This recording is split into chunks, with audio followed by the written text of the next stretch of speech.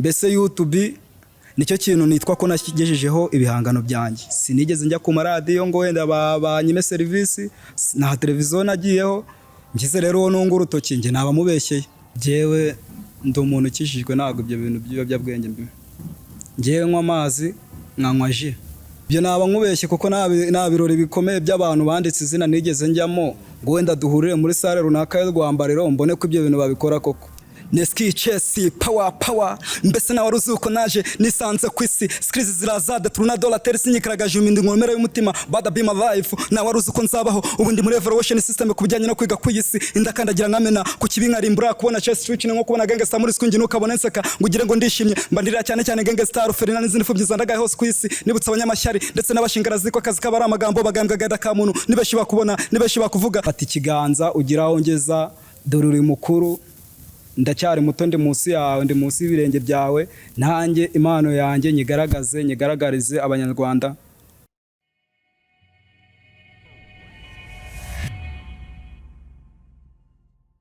Twongeye kubasuhuza abakunzi ba IKONIC Live Show nkuko musanzwe mubimenyereye hano kuri IKONIC Live Show, aho muri kumwe na Sanari Fraswa. Tunashishikariza buri muntu wese udukurikiye gukanda subscribe na like na share na comment kugira ngo ibiganiro bya IKONIC Live Show bijye bikugeraho umunsi ku munsi. Wowe ufite igitekerezo cyangwa ubunganizi wifuza kuba wageza ku bakunzi ba IKONIC Live Show, ukaba wajya aho ngaho kuri title y'inkuru tugenda dukora ku biganiro byacu, ukaba waduhamagara cyangwa ufite inkuru itangaje wifuza kuba watugezaho, ukaba waduhamagara tukaba twabasha kugenda tuvugana n'uburyo twabonana. Kuri mikoro zacu nkuko muri kubireba turi kumwe n'umuhungu wifunze bukwasi, akaba ari umuhanzi nkuko mubimenyera hano kuri IKONIC Live Show, aho turi mu gutoranya abahanzi tugomba kurinjiza muri studio yacu nkuko twagiye tubibagezaho mu biganiro bigiye bitandukanye.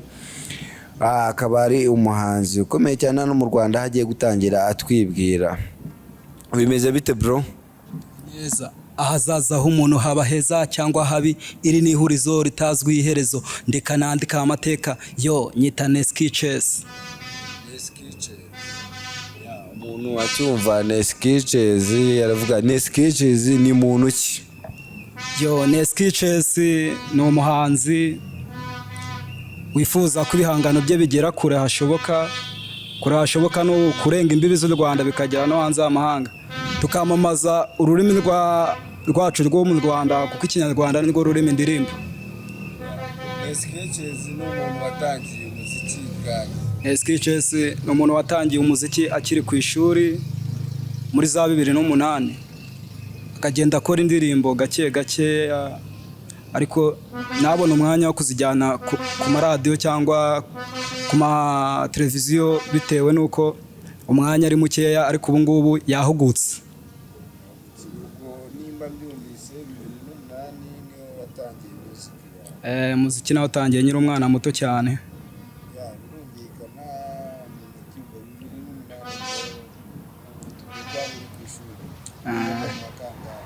Birumvikana mu 2008 nigaga mu mwaka wa 6 wa primaire, nibwo nagiye studio bwa mbere. Nimba umuntu abyumva neza 2008 kuba warigaga primaire ukaba waragiye muri studio, ahita yibaza byagenze bite 2008 turi 2022 already tuni nkaho twavuga ko twinjiye muri 2023. So ngira ngo iyo ni imyaka myinshi cyane iciyeho. Byakugendekeye gute? Akubwiye yuko nari mugiye mu bintu bijyanye no kwiga kugira mbanze ndangize kwiga nje muri music neza mugutse. Ubu rero iki ni cyo gihe nkaza nkagaragariza abanyarwanda icyo mfite ku mutima, icyo mfite mu bwonko, kuko ngiye buriya mfite injyana itamenyerewe mu gihugu bita hockey niyo njyana nkunda kuririmba, ako nkayivanga na afro beat iri rap, ubwo ni afro pop. Nimba umuntu wabyumvise neza aribaza 2008 wiga mu wa 6 primaire. Abantu benshi iyo yiga primaire nguko nibwo abakotororwa n'ababyeyi cyane. So kandi noneho umwana wiga mu wa 6 nibwo abageze noneho igihe cyo gufatwa n'amasomo. so urumva turokome ngira ngo wenda wiga segisiyo biba ari ibintu bitari cyane, ariko turokome bitewe n'amasomo menshi umuntu aba afite, kubona umwanya wo kuba yajya muri music akabona n'umwanya wo kwiga ni ibintu bigoye. We wabifatanya gute? Nabifatanyaga, ababyeyi nakoraga imirimo yo mu rugo, ababyeyi bakama umwanya wo kurepeta, kuko nakuriye mu makorari ndirimba indirimbo zahimbiwe Imana mu rusengero, nkahimbira korari nanjye ubwanjye nkahimba izanjye ku ruhande. Nuko rero natangiye kujya studio bitewe nuko n'ababyeyi bari banshyigikiye, ariko mbona bigomba kuba imbogamizi bitewe nuko nshaka kurangiza kwiga amashuri, sa nkaho ngenda mbikora gake gakeya, ariko studio sinshikeyo. Nimba umuntu yumvise ngo warimbaga mu makorari, kubera iki waririmbaga mu makorari ntuhitemo gukomeza ibijyanye na gospel, wagera hanze ukigira muri rap? Buriya umuhanzi ntago agira limite y'ibintu agomba kuririmba, ahubwo umuhanzi atanga ubutumwa bitewe n'uko abona uko isi yubatse muri ako kanya, bitewe n'ibyo abona byagakosotse cyangwa byakagenze neza, akaba ari byo ashyira ku murongo akagenera abakunzi biwe aho ibihangano bye bishobora kuba byagera. Ariko tuzi abahanzi benshi kandi bakomeye baririmba gospel, nimba uvuze ngo umuhanzi ngo aririmba bitewe n'uko abona hanze, kandi tuzi abahanzi benshi baririmba gospel ataririmba. Ewana no kuba wamubona na collab n'umuntu utaririmba gospel ari nk'ikintu wavuga ngo kizira.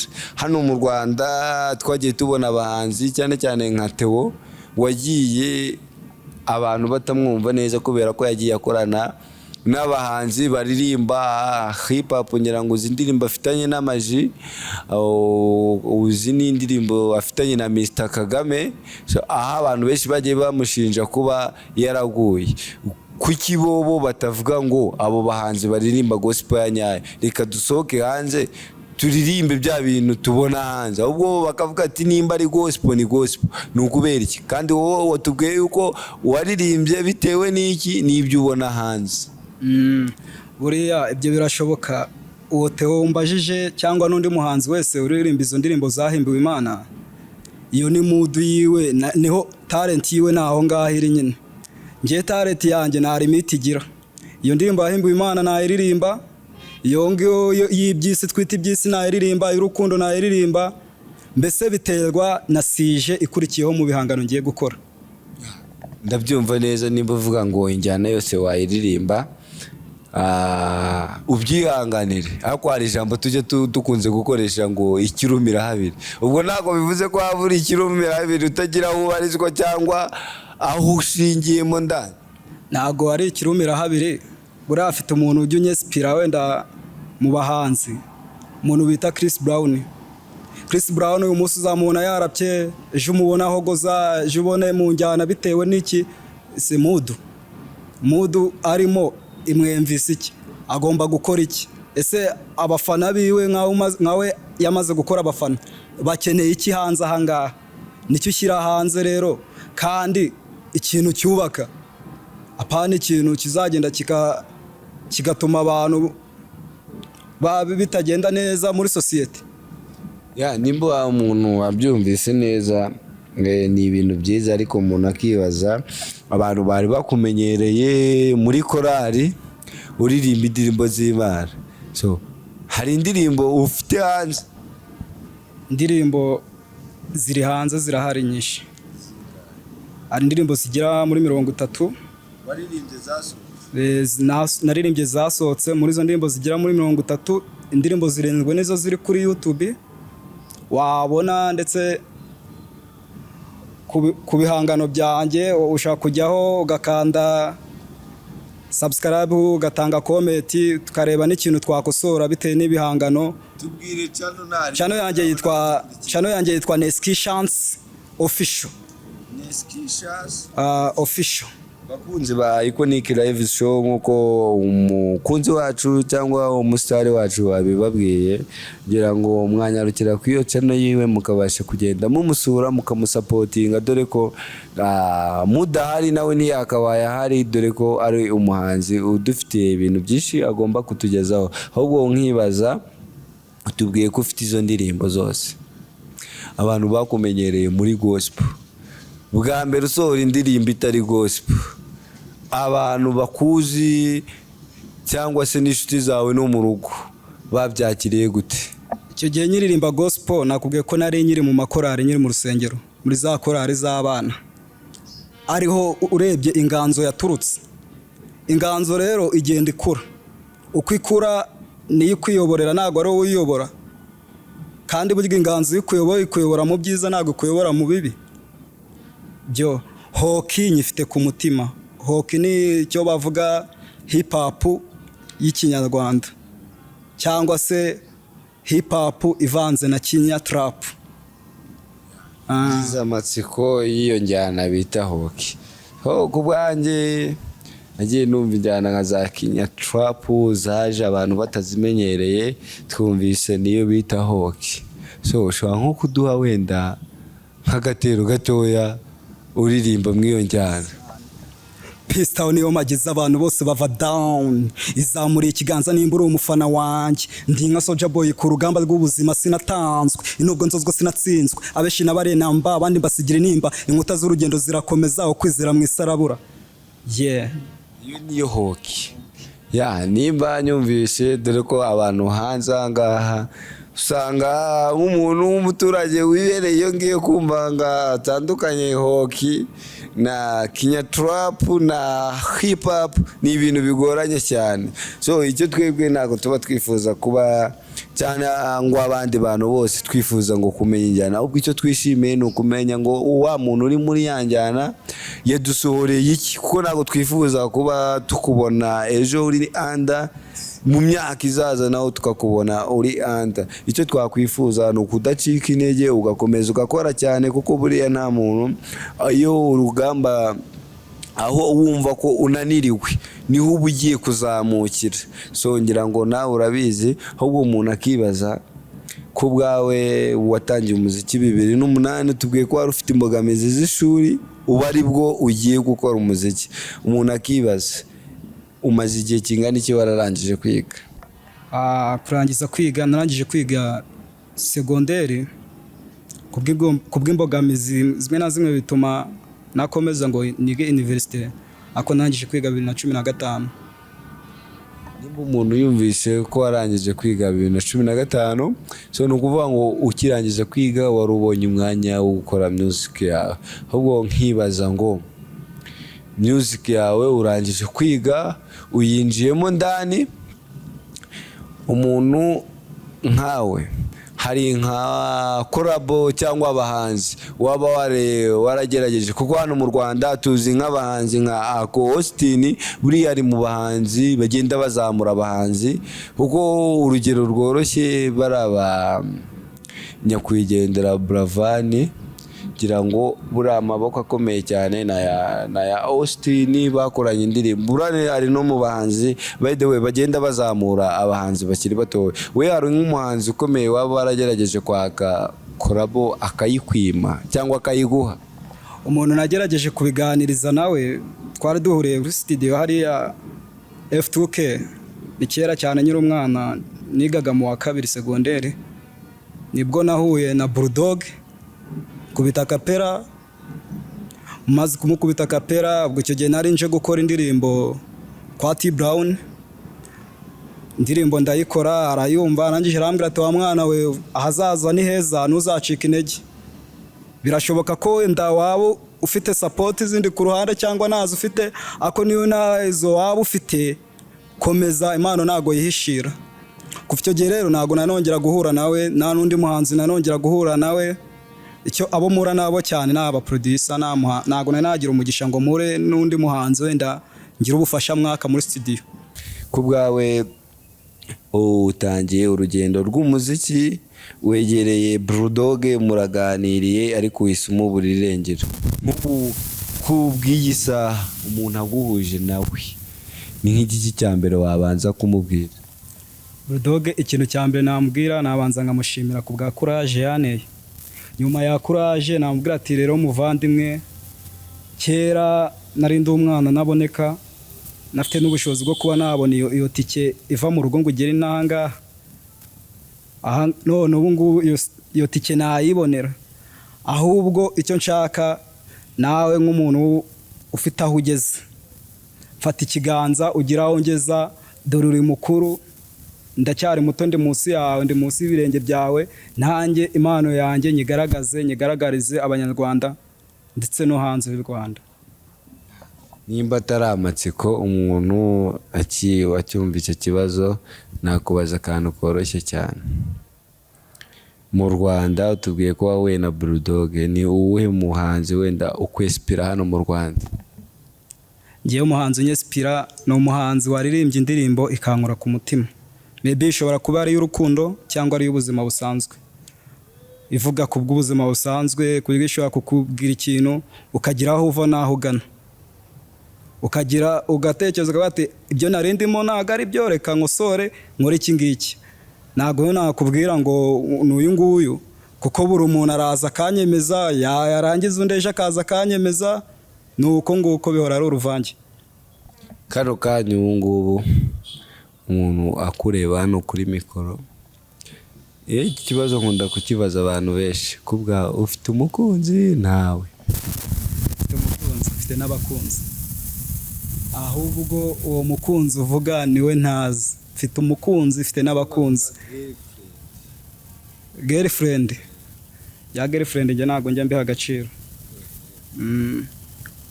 Ahubwo icyo mu agaciro ni heart friend.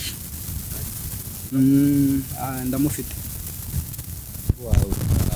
Hari n'abantu benshi bagendana n'akavuga ati mfite heart friend, usanga ni umujama wiwe bagendana cyane, ariko atari bya bindi by'ubu byateye wenda ngo ubugeri cyangwa ibindi ushaje, ari inshuti yawe.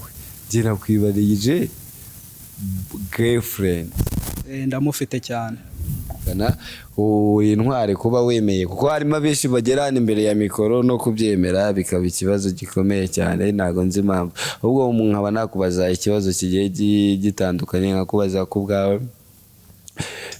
Hari saga nimba ukunda gukurikira cyane mu minsi yashize yavutse, aho umuhanzi Austin yari aterana amagambo n'abadije baho, yari yagiye kuri Twitter yandika yuko abadije bo mu Rwanda ngo badakina indirimbo z'inyarwanda. So iyo show waba warigize uyikurikiraho? Iyo show ntago nabashe kuyikurikira, ariko ibyo yavuze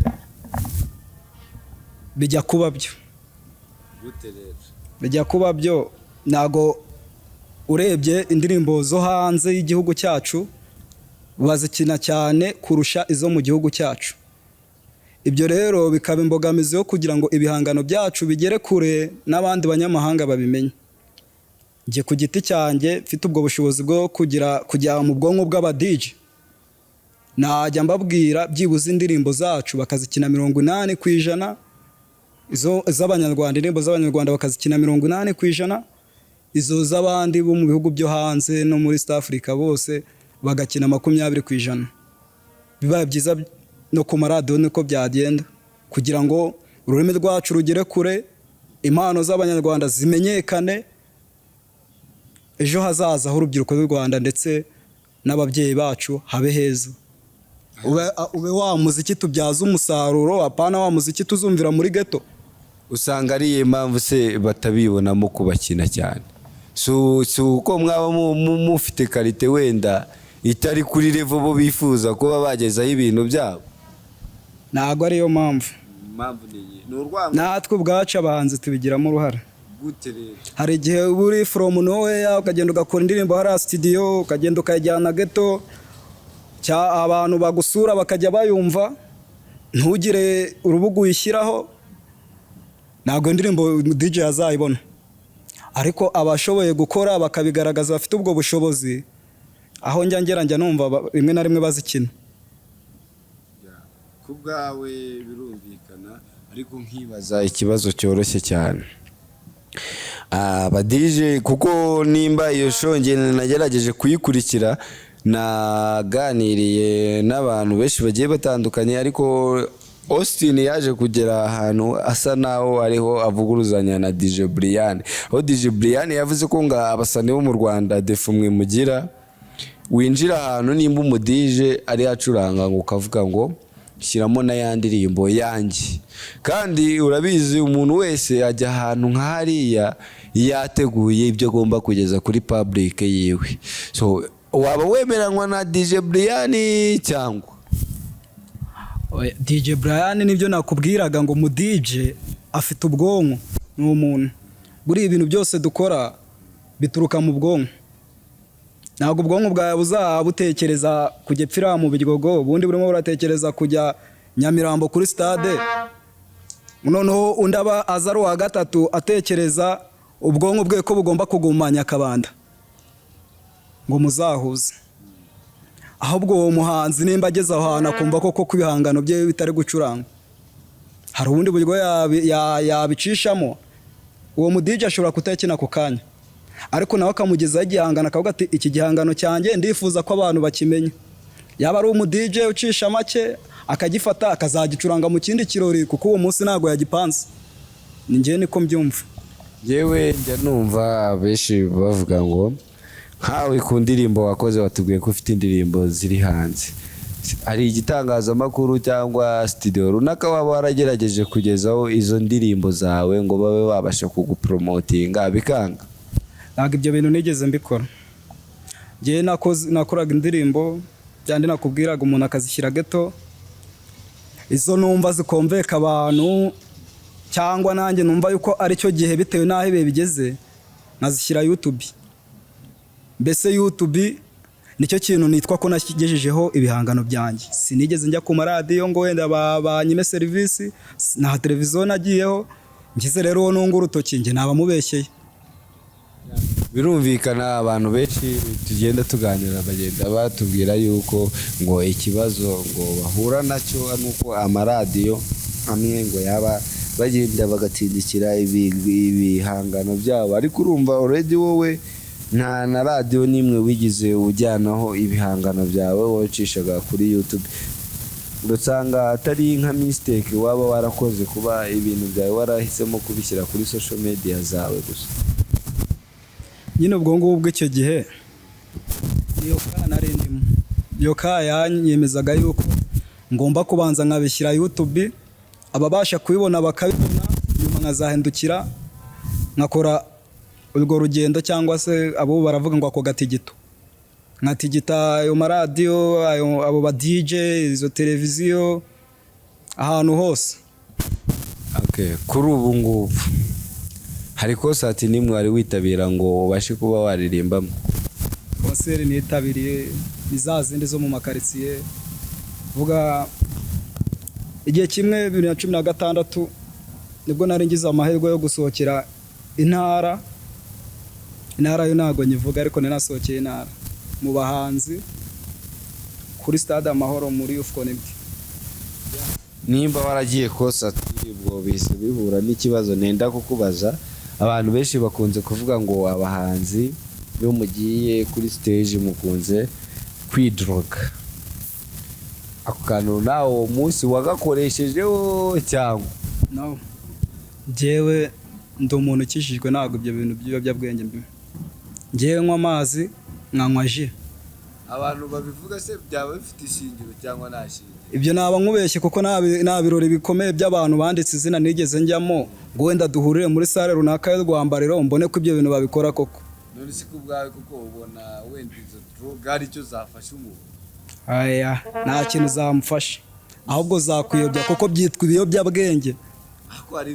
Urumva uba wari ufite ubwenge bwawe bufite ahantu bukwerekeza, bukahita bukuyobya. Nimba bwari buri mu muhanda bukahita bukujyana muri borodire, ubwo bukujyanye muri borodire urumva ikintu ukora ni impanuka.